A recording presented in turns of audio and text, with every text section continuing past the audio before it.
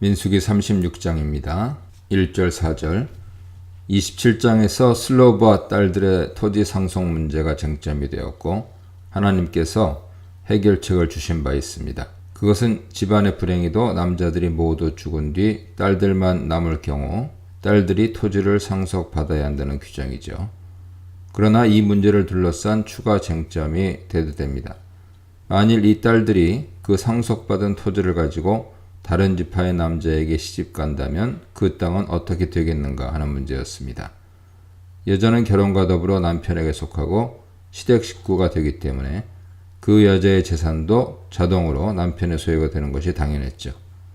따라서 27장에서 신설된 토지 상속에 대한 규정의 허점이 메꿔질 필요가 있었는데 민수기는 마지막 장에서 그것을 보완함으로써 가나안 땅을 정복할 준비를 마치게 됩니다. 슬로보앗의 딸들이 속한 가문의 남자들이 문제의 심각함을 인식하고 모세와 지파 두령들을 찾아왔습니다. 그들은 므낫세 지파에 속한 마겔 혈족 일파인 길르앗 가문 사람들이죠. 그들이 모세에게 슬로보앗 딸들이 결혼할 때 파생될 문제를 상세히 설명했습니다.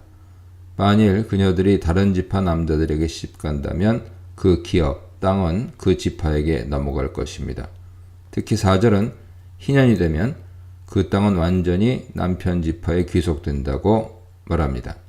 가족과 친족 등 남자들은 자신의 혈족을 위한 고엘, 무르는 자로서의 혈통의 보존과 재산 보호의 의무가 있었는데 다음과 같은 것들이죠. 첫째, 집안 어떤 사람이 재정 파탄으로 빚을 져 땅을 팔았거나 종으로 팔렸으면 대신 그 빚을 갚아줌으로써 토지의 소유권을 되찾아주고 자유인의 신분을 회복시켜줍니다. 레위기 25장 23절이야 보세요. 둘째, 어떤 남자가 아들 없이 사망했다면 그의 형제 중 하나가 생존한 아내를 위해 아들을 대신 낳아줘 대를 잇게 만드는데 이것을 계대 결혼 혹은 형사 취수 제도라고 부릅니다. 신명기 25장 5절이야 보세요. 룻기는 만일 친형제가 없다면 근족이 그 역할을 대신할 수 있었음을 말해주는 성경이죠. 셋째, 집안에 피살자가 발생했을 때 피해 보복을 대신할 의무와 권리를 지내는데 그를 피해 보복자, 고엘이라고 불렀습니다. 앞선 민수기 35장 보세요. 이때 그는 죽임당한 그 사람의 생명을 물으는 자가 되는 것입니다. 27장에서 살펴본 바와 같이 레위기 25장은 친족 역할을 할 사람들을 촌수에 따라 가까운 데서 먼 순서로 나열합니다. 그의 형제 아히브, 그의 삼촌 도도, 그의 사촌 벤도도, 그의 대가족의 근족순입니다. 사실 형제들이 대부분 이 의무를 수행했을 것이며 삼촌 이상으로 넘어가는 경우는 전쟁, 기근, 전염병 발생과 같은 극한 상황에는 일어나지 않았을 것입니다. 룻기에서 이런 구속자 사열에 따른 책임 이행의 사례를 볼 수 있죠. 슬로보앗의 딸들의 사례는 특별하게도 나오미의 상황과는 또 달랐습니다. 자신들이 시집가지 않은 상황에서 아버지를 포함한 집안 모든 남자들이 다 죽었기 때문이죠. 나오미의 경우를 보면 만일 나오미가 젊었다면 계대 결혼의 가능성이 있었을 텐데 그녀는 이미 늙어 누구도 씨를 이어줄 사람이 없었습니다. 그러나 룻과 누군가가 결혼을 해준다면 그 씨는 룻의 남편 말론, 엘리멜렉의 아들이었죠. 말론의 자녀가 되기 때문에 합법적으로 나오미의 남편 엘리멜렉의 대를 이어갈 수 있었습니다. 이때 사용권은 여전히 타인에게 넘어가 있으나 엘리멜렉의 땅은 보존될 수 있었습니다. 누군가 룻과 결혼한다면 그 땅을 되찾아줄 부담을 져야 했습니다.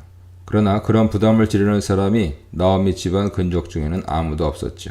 신명기 25장의 계대 결혼의 의무는 형제들에게 지워질 뿐 친족은 그 의무로부터 자유로운 것으로 보입니다. 만일 어떤 형제가 장로들 앞에서 계대 결혼의 의무를 거부하면 그는 이스라엘 중에서 그의 이름을 신벗김 받은 자의 집이라고 불리며 큰 수치를 당했습니다. 보아스의 사례에서도 보아스의 의무는 계대 결혼보다는 기업 무르기가 우선이었고 결혼은 기업 무르기 이후 선택 사항이었을 것입니다. 즉 그는 토지 무르기를 해준 후에 룻과 결혼하지 않는다고 해서 수치를 당할 일은 없었습니다. 그러나 만일 아무도 그 땅을 물러줄 사람이 없다면 어떻게 되겠습니까? 그 경우 땅의 사용권을 빼앗긴 사람은 희년까지 기다려야 했습니다. 희년이 되면 자동으로 그 토지는 원 소유자에게 귀속되었죠. 이때는 하나님이 궁극의 고일이 되시는 것입니다. 이 일이 49년, 계산법에 따라서는 50년 주기로 발생했습니다. 토지가 원소유자에게 귀속되면서 결코 지계표를 옮기지 말라는 하나님의 명령이 지켜지고 하나님이 지정해 놓으신 사회적 자연적 질서가 완전히 회복되는 것입니다. 슬로보와 세 딸들이 만일 시집을 가면 그 토지가 일단 그 남편에게 귀속되었던 것으로 보입니다. 그러나 4절 진술을 따르면 그것이 법적으로 소유권이 완전히 넘어가지는 않았음을 알 수 있습니다. 이것은 만일 그녀가 이혼을 당하면 다시 자신의 집안으로 복귀하기 때문일 것이고 또한 남편의 죽음이라는 새로운 변수가 생긴다면 토지 소유권으로 인한 다툼이 생길 수 있기 때문일 것입니다. 그런 땅은 아마 희년에는 자동적으로 아내의 모든 권리를 행사하는 남편에게 최종 귀속되었던 것 같습니다. 이런 일이 거듭 발생한다면 이스라엘 내에서 시간이 갈수록 땅의 지계표는 계속 큰 변화를 겪을 수밖에 없으며 결국 이것은 하나님의 토지법에 위배됩니다.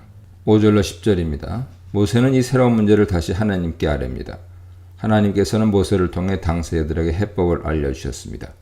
묘지는 슬로보와 세 딸들은 다른 지파의 사람과 결혼을 해선 안 되는 것이었죠. 슬로보와 세 딸들을 비롯하여 누구든 그런 상황에 놓인 여자들이 결혼을 하려거든 지파 안에서, 그것도 더 좁게는 지파 내의 같은 가문, 종족 내에서 결혼을 해야 합니다. 다시 말해 그녀들에게 허용된 결혼은 오직 족내혼뿐이죠. 이로써 그녀들이 속한 가문의 땅은 결국 지파 내 혈족 안에 보존됩니다. 10절로 13절입니다. 슬로보와 세 딸들은 하나님 지시대로 순종했습니다. 순종의 미덕을 보인 그녀들의 이름이 여기 다시 거명됩니다. 말라, 디르사, 호글라, 밀가, 노아는 모두 숙부의 아들들과 결혼함으로써 종내혼의 원칙을 지켰습니다. 다시 말해 그녀들은 사촌들과 결혼한 것이죠. 레위기 18장에 따르면 직계 결혼은 물론 삼촌까지는 결혼이 금지되어 있으나 사촌 간의 결혼은 가능했던 것으로 보입니다. 결국 슬로보와 딸들의 토지 상속 에피소드는 레위기 25장의 희년법의 일부인 토지법의 구체적인 실천 사례입니다. 그것은 모든 토지는 내 것이다 라는 하나님의 강령의 토대 위에 마련된 토지 보호 장치죠. 구약의 선지자들도 투기를 통해 부동산과 토지를 과도하게 독점하는 것을 비판합니다. 가옥에 가옥을 이으며 전토에 전토를 더하여 빈틈이 없도록 하고 이 땅 가운데에서 홀로 거주하려 하는 자들은 화 있을진저라고 이사야 5장 8절에 말씀합니다. 궁극적으로 하나님이 지주이신 토지는 매매가 불가능했습니다. 또한 강제로 빼앗거나 혹은 선물로도 주고받을 수 없었죠. 그러한 행위들은 모두 지계표를 옮기는 일이기 때문입니다. 개인의 토지를 강탈한 대표적인 사례가 바로 나봇의 포도원 사건이죠. 미가 2장 참조하세요. 아합과 이세벨은 왕실 근처 나봇의 포도원이 탐나 결국 그를 모함해 그 땅을 강탈했습니다. 이것은 심지어 왕실 권력마저 결코 하나님이 정하신 토지 경계선을 옮길 수 없음을 증명한 사건입니다. 땅의 문제는 이스라엘에게 이토록 중요했기 때문에 민수기 맨 마지막 장에서 이스라엘 백성이 가나안 땅에 들어가기 직전에 땅 분배와 관리 문제, 권리 문제를 철저히 다룬 것입니다. 이 문단에서는 지도자들의 정당한 이의 제기, 지파의 보존을 위한 조치에 대해 묵상해 보시기 바랍니다.